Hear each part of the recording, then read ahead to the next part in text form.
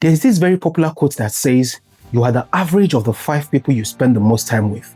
And honestly, it is much truer than people want to admit. If you take a close look at your life right now, there are certain people you hang out with and those group chats you're in. Those are not just your social circle. They are the environment that is shaping who you are going to become. And if you're not intentional about it, you might be surrounding yourself with people who are holding you back without even realizing it. Here's the thing you don't understand. Your circle is not neutral. It is either pushing you forward or pulling you back. There is no middle ground. Think about it. When you hang around people who complain all the time, you start complaining more. Same thing happens when you are around people who make excuses for everything. Suddenly, you're making excuses all the time. It's not even conscious. It just happens. Because humans are social creatures, we adapt to our environments and mirror the people around us. Listen, association is powerful when you are around the right people, but it is dangerous when you are not. Let me paint you a picture of 2 different groups of friends. We'll call the first group the later crew. These are the guys who are always talking about what they are going to do someday. It is always about when things line up or they have more time, more money, etc. They are always waiting for the conditions to be perfect. They will meet up, talk big, make plans, but nothing ever actually happens. And if someone in the group does start making moves, they pull them back with, "Bro, you're doing too much. Just relax."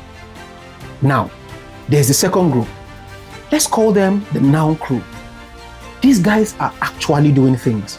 It's either they are starting businesses, getting in shape, reading books, or building skills. They meet up to compare notes on what's working and what's not, and they hold each other accountable.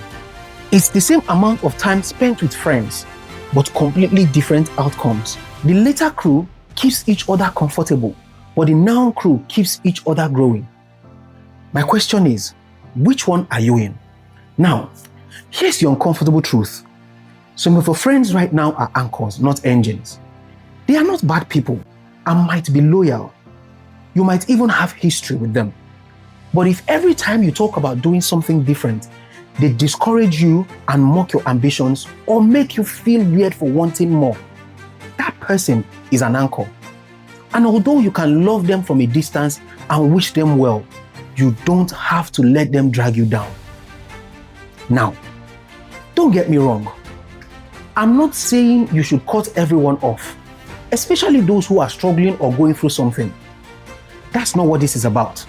There's a difference between someone who is going through a rough patch and needs support, and someone who is committed to staying stuck and wants you to stay stuck with them. One is temporary, the other is a lifestyle. Your real friends will want to see you win. They will push you to be better, and they will call you out when you're making excuses. But fake friends will feel threatened when you start growing. They get weird when you succeed. They need you to stay small so they don't feel bad about themselves. Learn to tell the difference. Here's something else. You don't need a big circle. In fact, a small circle of people beats a large circle of acquaintances every single time. Quality over quantity always. You're better off with 3 real friends who genuinely care about your growth than 30 people who just show up for the good times and disappear when things get real. Think about your circle right now. How many of those people would actually show up if you needed them at 2 a.m.? How many will tell you the truth when you're messing up? That's your real circle. And it's probably smaller than you think. Let me address something more uncomfortable. Sometimes, the people holding you back are family. Now, look, I know that every family is not the same. Some families are incredibly supportive and push you to be better. If that's your family, count yourself blessed. But let's not pretend like every family is like that. Some families tear you down and constantly see the worst in you. They make you feel like you're not good enough. And just because they are family doesn't mean you have to give them unlimited access to your life. I know this is hard to hear and would probably ruffle a few feathers. Because you've been told family is everything, blood is thicker than water, never turn your back on family. And yeah, family is important, but toxic is toxic. Even if it's family, you can love them, you can be respectful, You can show up for important things, but as the Bible puts it, guard your heart with all diligence, because out of it are the issues of life. Setting boundaries with family is hard, but sometimes it is necessary. So, the question is, how do you build a better circle of friends? First, you define your path. What kind of person do you want to become? What do you want to build? What does your ideal life look like? Once you know that, look around you for people already on that path or walking towards it. Those are your people. It's that simple. If you want to be in a better shape, hang around people who take fitness seriously. If you want to become a founder, same thing. Look for other founders. If you're seeking spiritual growth, then spend more time with people who take their faith seriously. You don't have to abandon your old friends, but you need to add new people who are going where you want to go. It doesn't happen by accident. You have to put yourself in the right environments. Go to the gym at the same time every day, and you'll start recognizing the regulars. Strike up conversations, attend events related to your industry or interests. Actually talk to people. Join communities, online or in person, where people are working on similar goals. Mentor someone younger than you. Learn from someone ahead of you. There are good people out there, but you have to go where they are. They are not going to show up at your door. Some of you may be thinking, but I don't want to be fake. I don't want to use people just to level up. Good. You don't have to. This isn't about using people. It's about being intentional about who influences you and who doesn't. And here's a beautiful thing. When you start surrounding yourself with better people, you'll become better. And then you become the person who can help others level up. It is not selfish. It is smart. One more thing. Sometimes leveling up means outgrowing people. And that's okay. You're not the same person you were 5 years ago. You've changed and you've grown. Some friendships are meant to be seasonal, not lifelong. And that doesn't mean those friendships weren't real or valuable. They were, for that season. But trying to force a friendship to survive when you've both moved in different directions, that just breeds resentment. Sometimes, the kindest thing you can do is to let go. Appreciate what it was and move forward. Now, here's what happens when you get serious about your circle. First, you lose some people.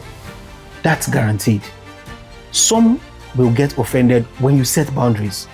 Some will fade away when you stop being available for the same old patterns. Some will feel threatened by your growth. Let them go. Wish them well and keep moving. But then, something else happens. You start attracting different people, better people, people who match your new energy, people who align with your ambitions and your values, people who are also working on themselves. Conversations get better. Instead of gossiping and complaining, you're talking about ideas, opportunities, and solutions. Your standards go up. You start expecting more from yourself because the people around you expect more. Your growth accelerates because you're not constantly fighting against the current anymore. You're swimming with people who are headed in the same direction. Again, I'm not saying you need to ghost everyone and start from scratch. That's extreme. But what I'm saying is this: take inventory. Who are you spending the most time with? Are they making you better or just keeping you comfortable? Are they encouraging your growth or reinforcing your limitation? Listen, your circle determines your ceiling. If everyone around you thinks small, you will think small. If everyone around you is playing to win, you will raise your game. It's that simple. So here's my challenge for you this week. Look at your 5 closest relationships, the people you talk to the most, the people you spend the most time with, and ask yourself honestly, are these people helping me become who I want to be, or are they keeping me who I was? If the answer makes you uncomfortable, that's your answer. You don't have to make dramatic changes overnight, but start being more intentional. Spend less time with the anchors. Spend more time with the engines. Join a new community where better people hang out. Start a conversation with someone you admire. Show up somewhere you've never been. Your circle isn't set in stone. You can change it, and changing it might be the most important decision you make this year. Choose carefully. Your future depends on it.